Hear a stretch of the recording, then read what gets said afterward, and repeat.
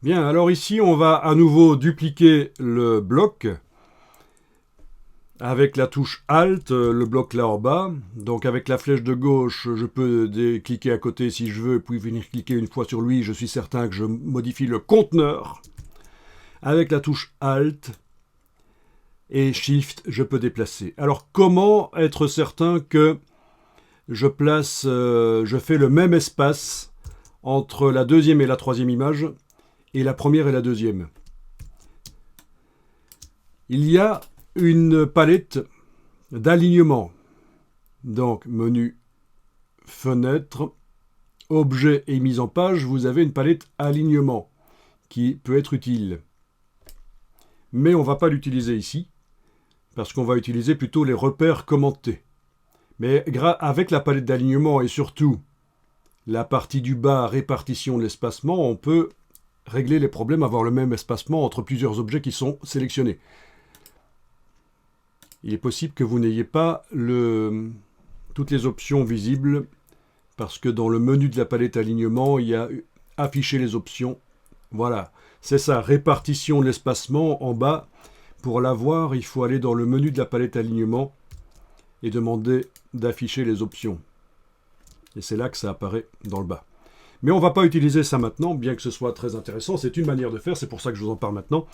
Que c'est possible de faire comme ça, mais on va faire autrement nous. Donc vous allez supprimer la troisième image que vous avez créée, touche suppression.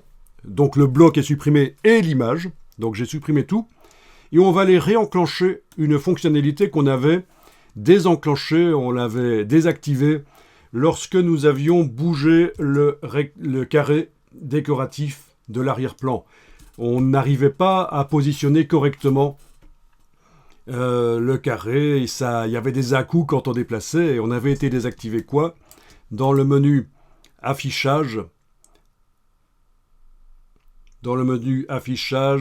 et alors c'était dans grille et repères, oui, affichage, grille et repères, c'est ceci qu'on avait été désactivé. Donc les repères commentés, des lignes roses qui apparaissent et qui sont là pour nous aider quand on déplace des objets ou quand on les redimensionne, à obtenir les mêmes espacements et dimensions que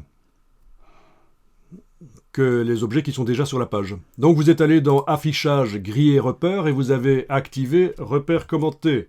Il y a le petit V en face, parfait. Je sors du menu et je clique, voilà.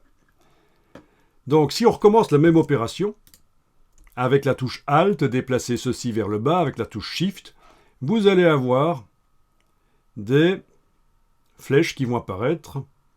Voilà, vous voyez sur la droite, qui vous indique que là, vous avez le même espacement que entre la première et la deuxième image. Vous lâchez le bouton de la souris, puis la touche Alt et Shift calmement, une seconde après. Je le répète, j'insiste, parce que je vois trop souvent des gens qui lâchent à la fois le bouton de la souris et les touches au clavier. Et donc, il y a une chance sur deux que ça foire. Je recommence l'opération pour ceux qui auraient loupé. Je viens de supprimer à nouveau l'image.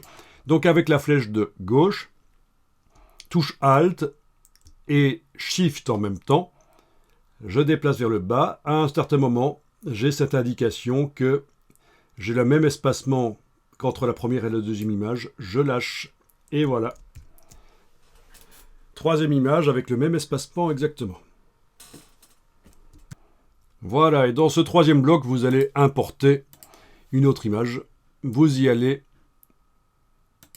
donc dans Doc Session 1.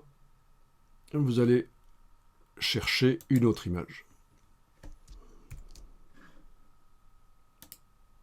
Voilà.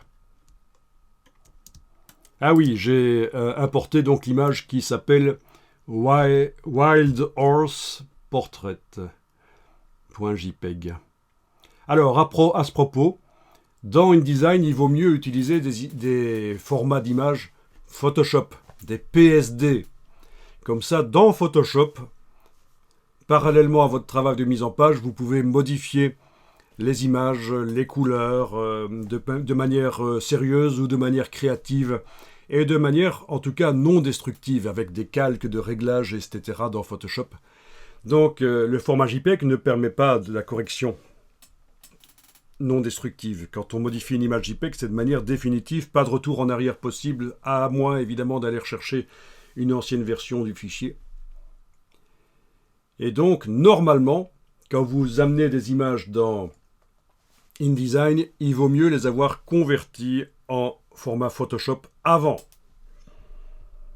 Ceci dit, il y a une possibilité quand vous avez tout un document avec des images JPEG et vous dites que vous auriez dû utiliser des images Photoshop à la place, en moins de 3 minutes, même s'il y a des centaines d'images dans le document InDesign, des centaines d'images JPEG, non j'exagère, une centaine ou des dizaines, il y a possibilité d'automatiser le remplacement, de faire en sorte que InDesign utilise des versions Photoshop. On y viendra à ça, donc sachez-le, utiliser directement du JPEG, ce n'est pas l'idéal dans une mise en page. Surtout si vous prenez l'idée de corriger les couleurs sur les images, de les modifier en fait. Parce que le JPEG c'est pas un format qui ne permet pas de mettre des calques Photoshop. On ne peut pas mettre des calques Photoshop dans un fichier JPEG. Donc pas de possibilité de corriger correctement, de manière sérieuse, ce qu'on appelle du non destructif, de corriger correctement les images comme on doit normalement le faire de nos jours.